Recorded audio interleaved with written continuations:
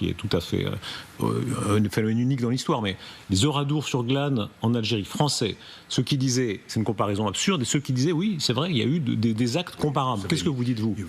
Je regarde l'histoire et évidemment, il y a eu d'horribles massacres. Les Oradour sur Glane français, là-bas. Général Bugeaud, autant de massacreurs qui ont véritablement commis des forfaits ignobles en Algérie. Ça, comparable à ce que les Allemands ont fait en France.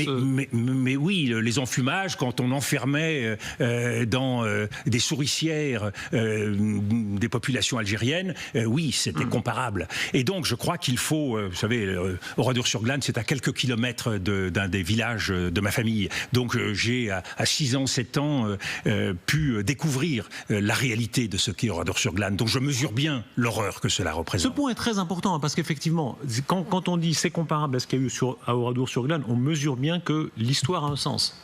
L'histoire a un sens, et surtout, l'histoire doit aujourd'hui sortir du deux poids, deux mesures.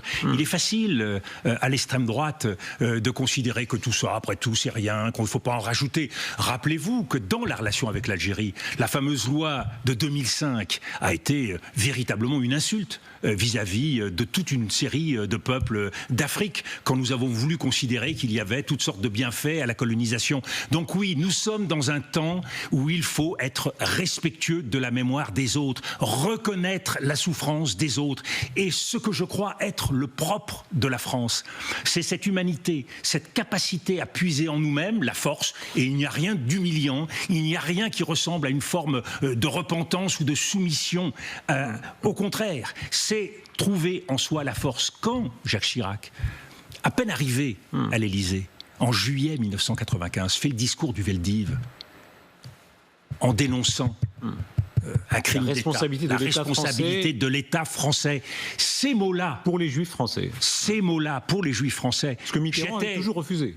Mais j'étais à ses côtés. Et je sais à quel point ces mots-là ont une vertu de soin, ont une vertu de respect, de reconnaissance. Est-ce qu'une pareille parole doit avoir lieu pour ce qui s'est passé dans les colonies en Algérie? À l'évidence, tout le travail qui est fait entre les historiens doit conduire à un moment donné à ce que de part et d'autre nous soyons capables de prendre notre responsabilité pour écrire une page nouvelle.